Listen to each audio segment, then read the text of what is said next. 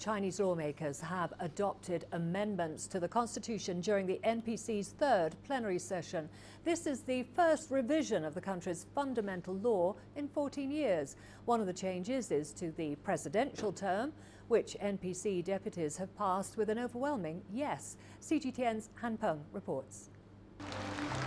Nearly 3,000 lawmakers cast secret ballots on a constitutional amendment. As a grassroots environment protection worker, I'm glad to see the new constitution included the term ecological civilization.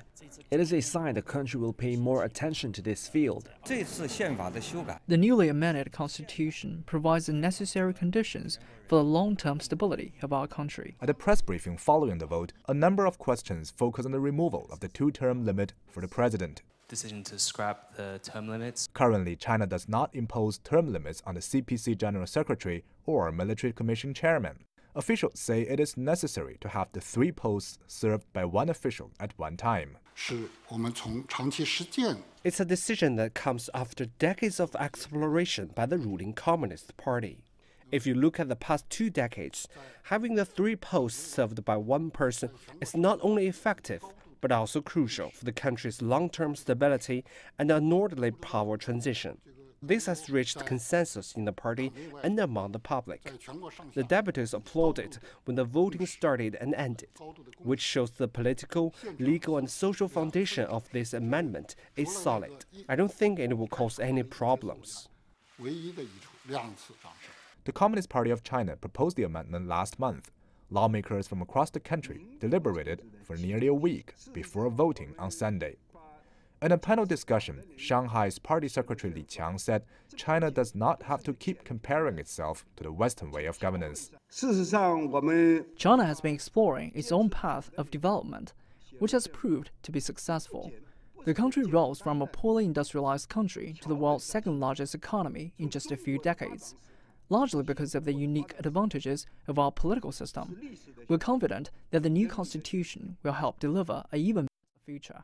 Among the 21 changes, 11 of them are focused on one issue, building up a supervisory body to scrutinize the use of power.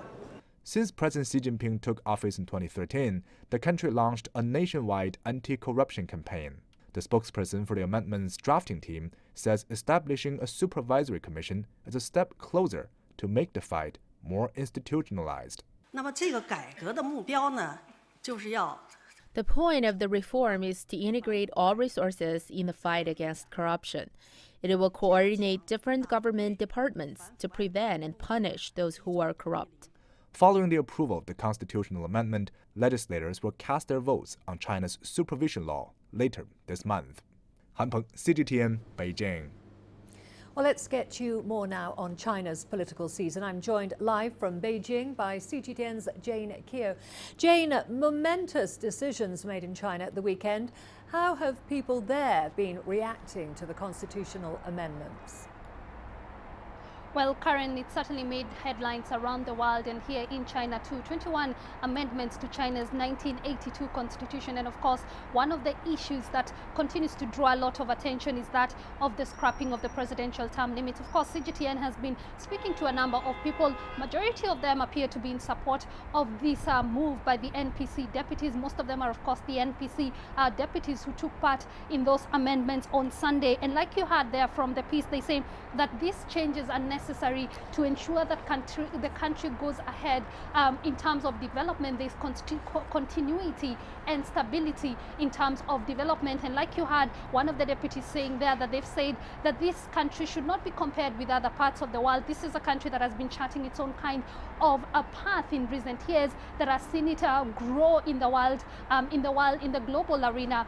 And they say that this is a country that has its own kind of challenges and cultures, and therefore it should not be in any way compared to what is happening with the rest of the world. Of course, the Communist Party, when it made this announcement last month, said that these changes were necessary to ensure that the presidency is actually aligned to the other powerful positions that President Xi Jinping is holding. That's the head of the military and the head of the party. Of course, with the 2 sessions continuing and coming to a close next week, this is a debate that won't go away anytime soon. Karen? And Jane, what are the highlights from today's 2 sessions?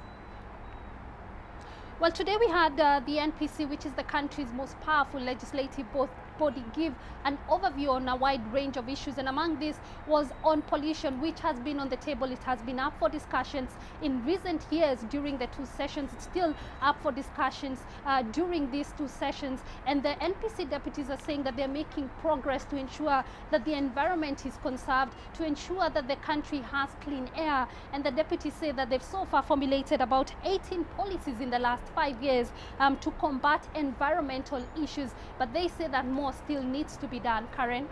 Okay, Jane, thank you very much. That was Jane Keogh there in Beijing for us with that update.